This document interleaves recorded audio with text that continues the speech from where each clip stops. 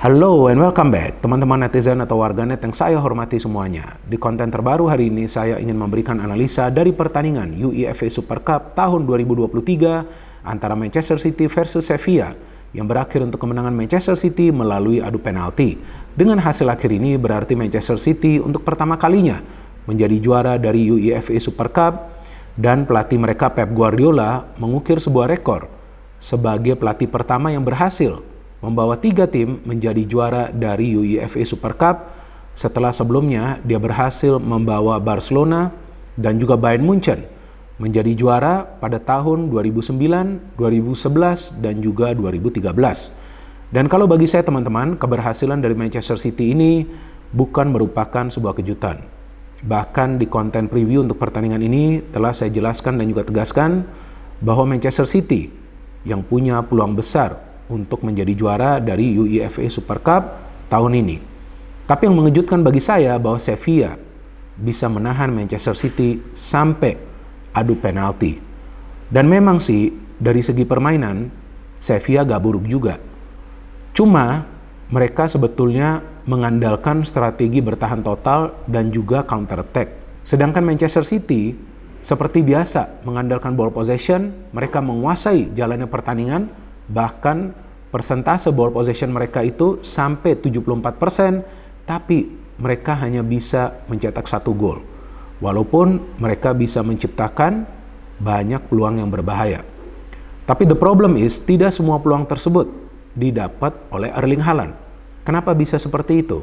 Karena para pemain Sevilla yang pertama menyulitkan para pemain City untuk membagi bola kepada Haaland. Dan yang kedua, para pemain Sevilla bukan cuma 1, tapi ada 2 pemain yang mengawal ketat Erling Haaland. Sehingga sulit sekali bagi Erling Haaland untuk bisa mendapatkan peluang agar dia bisa mencetak gol. Dan satu-satunya peluang dari Sevilla di babak pertama berhasil mereka konversikan menjadi gol yang membawa Sevilla unggul lebih dulu di pertandingan ini. Dari jalannya pertandingan teman-teman, kita bisa perhatikan bahwa para pemain Sevilla di menit-menit awal juga coba untuk memberikan tekanan kepada para pemain City dengan mengandalkan high line of pressing. Kenapa bisa seperti itu? Karena tampaknya para pemain Sevilla paham kali ini yang bermain di lini pertahanan bukan duet center back seperti biasanya, yakni Ruben Dias dengan Akanji atau juga Ruben Dias dengan John Stones atau juga mungkin Laporte yang biasa bermain di sana. Tapi kali ini yang bermain adalah Akanji dengan Ake. Nah, maka itu para pemain Sevilla itu terus memberikan tekanan yang menyulitkan Akanji dan juga Ake, bahkan Guardiola untuk build up serangan dari lini pertahanan mereka. Kan City itu kan membangun serangan kan dari lini pertahanan mereka. Maka itu di menit-menit awal cukup kesulitan juga bagi para pemain City untuk bisa membangun serangan. Tapi ketika mereka sudah mendapatkan momentum, ya City lah yang lebih banyak menciptakan peluang di 20 menit awal jalannya pertandingan ini. Mulai dari peluangnya Cole Palmer dari luar kotak penalti, kemudian peluangnya dari Nathan Ake, umpan dari Cole Palmer, dan juga ada peluang dari Grealish. Dan memang absennya Kevin De Bruyne dan juga Bernardo Silva mengurangi kreativitas dari para pemain City karena tampak jelas mereka lebih terfokus untuk membangun serangan dari kedua sektor sayap. Dan sebetulnya gak ada masalah juga kalau mau membangun serangan dari kedua sektor sayap, tapi umpan-umpannya harus akurat. Kalau umpan-umpannya nggak banyak yang akurat, tentu sulit untuk bisa menciptakan peluang yang berbahaya. Maka itu di babak pertama, satu-satunya peluang yang berbahaya dari City yang mengandalkan crossing itu adalah dari Nathan Ake, di mana dia menyundul bola setelah dia menerima crossing dari Cole Palmer.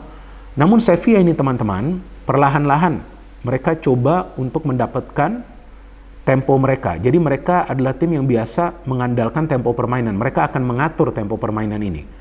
Ya, para pemain Sevilla itu paham kapan mereka perlu menaikkan tempo permainan, kapan mereka perlu menurunkan tempo permainan. Dan pelatih mereka, Jose Luis Mendilibar ini memang adalah pelatih yang mengandalkan strategi compact football dan selalu meminta para pemain mereka untuk bertahan dan menyerang sama baiknya. Maka itu pemain-pemain seperti Ocampos, seperti Rakitic, bahkan En-Nesyri juga ikut bertahan supaya menyulitkan para pemain City agar bisa menciptakan peluang.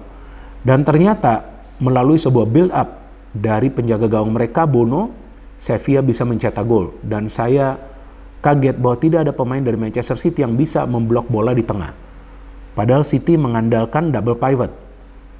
Ada Rodri dan juga ada Kovacic, tapi tampak di tengah itu kosong. Mungkin karena dua pemain ini juga lebih terfokus untuk membangun serangan. Karena kan para pemain Sevilla hanya menunggu aja nih di tengah dan juga di belakang. Walaupun di menit-menit awal 5 atau 10 menit mereka memberikan pressing kepada para pemain City di ruang pertahanan mereka. Itu yang sebetulnya menyulitkan City untuk membangun serangan. Tapi setelah itu mereka menunggu di tengah.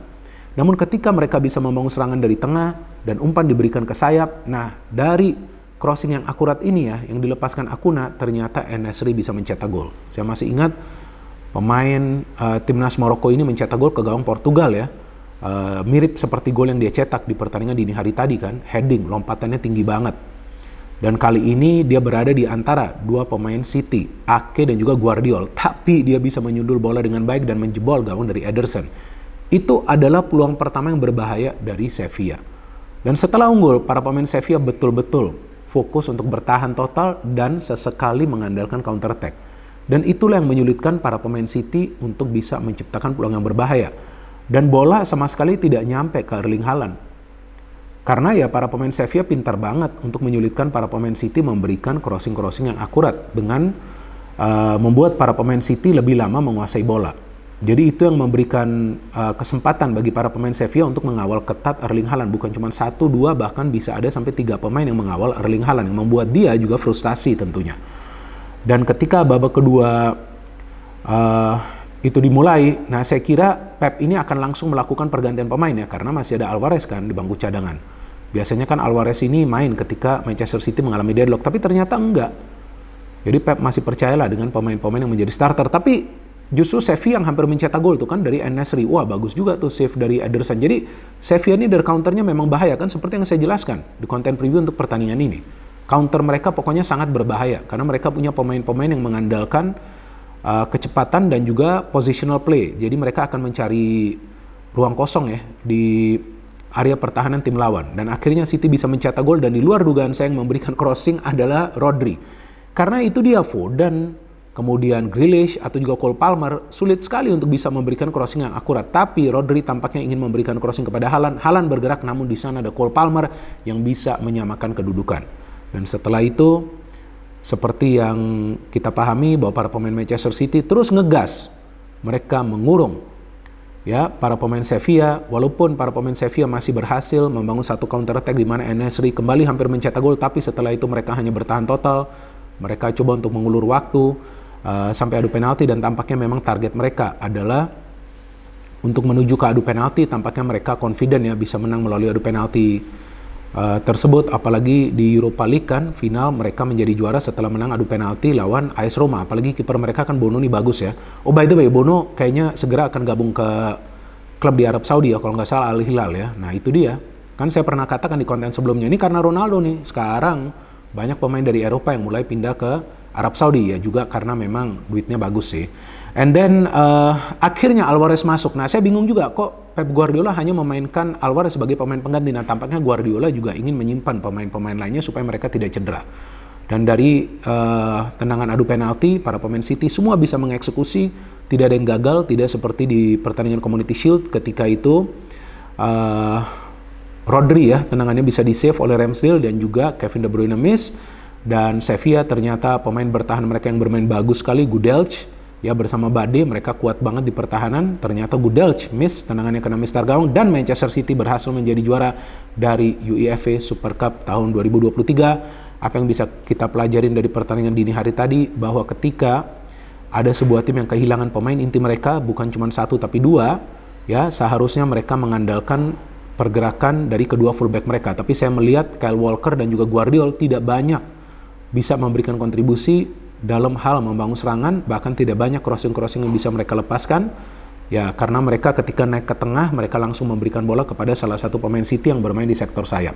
Sedangkan dari Sevilla, ya taktik mereka gak salah juga, tapi mereka terlalu fokus dalam bertahan, padahal ketika mereka menyerang, mereka bisa juga membuka pertahanan dari Manchester City. So well done for Manchester City, kembali mereka mendapatkan gelar, tapi tampak jelas di pertandingan dini hari tadi, tanpa Kevin De Bruyne, tanpa Bernardo Silva, Manchester City miskin kreativitas, tapi pada akhirnya mereka mampu menyamakan kedudukan dan menjadi juara dari UEFA Super Cup tahun ini.